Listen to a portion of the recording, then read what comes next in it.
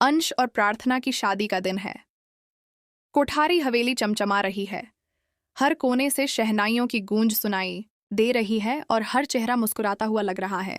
पर किसी को भी अंदाजा नहीं है कि इन मुस्कानों के पीछे कितने जख्म, कितने राज और कितनी साजिशें छुपी हुई हैं। क्योंकि यह सिर्फ एक शादी नहीं है, यह वह मंच बनने जा रहा है जहां कुछ रिश्ते हमेशा के लिए जुड़ेंगे और कुछ ऐसे बिखरेंगे कि उनकी राख भी पहचान में नहीं आएगी। अनुपमा की कहानी अब एक ऐसे मुकाम पर आ चुकी है जहां सिर्फ दिल नहीं टूटेंगे बल्कि कुछ जिंदगियां भी बिखर जाएंगी।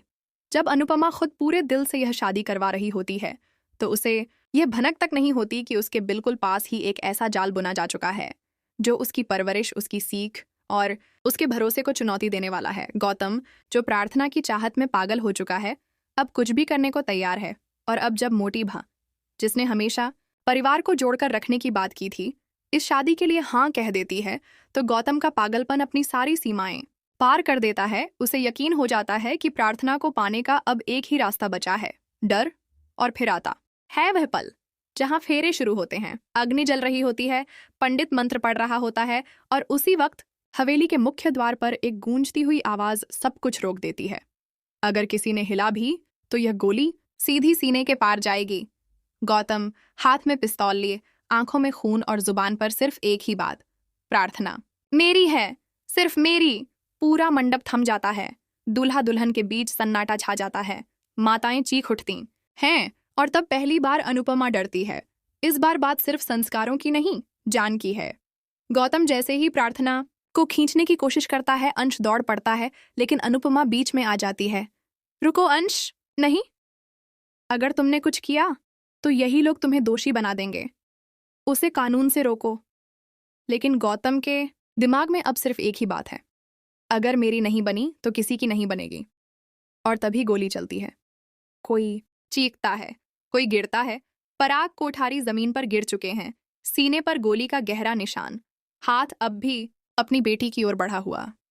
पूरा कोठारी हाउस सदमे में डूब जाता है। प्रार्थना का दुल्हन वाला श्रृंगार अब आंसुओं से भीग चुका है और अनुपमा पहली बार खुद को लाचार महसूस करती है। लेकिन कहानी यहीं खत्म नहीं होती। गौतम भागने की कोशिश करता है, पर तभी पुलिस वहां पहुंच जाती है।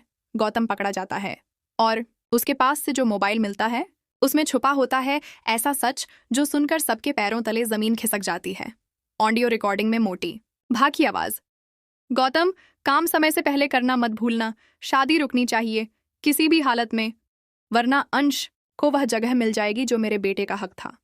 जो हमेशा धर्म और रीतियों की बातें करती थी, वही इस सारे खेल की असली सूत्रधार निकली। लेकिन अब कहानी एक और करवट लेने वाली है। गौतम जेल में है, पर वह चुप नहीं है। वह पुलिस से डील करने को तैयार है, एक नई गवाही, एक नई डील।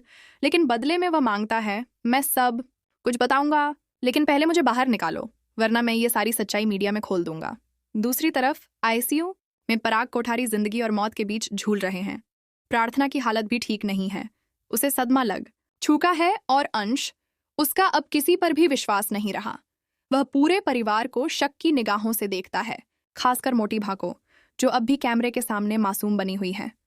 लेकिन तभी एक नया चेहरा एंट्री लेता है, राजदीप, गौतम का छोटा भाई, जो अब तक पर्दे के पीछे था, लेकिन अब सामने आकर कहता है, मेरे भाई को पागल मत समझिए, उसने जो किया गलत था, लेकिन जिस धोखे में उसे धकेला गया वो तो इस हवेली की एक एक ईंट में भरा पड़ा है। राजदीप के पास हैं सीसीटीवी फुटेज, कुछ गुप्त रिकॉर्डिंग्स और एक पुराना लेटर जो कोठारी खानदान के सबसे बड़े पाप को सामने लाने वाला है। अब कहानी सिर्फ शादी की नहीं, बल्कि उस राज की है जो अगर खुल गया तो कोठारी हाउस सिर्फ बिखरेगा नहीं, जल उठेगा। तो क्या पराग कोठारी बच पाएंगे?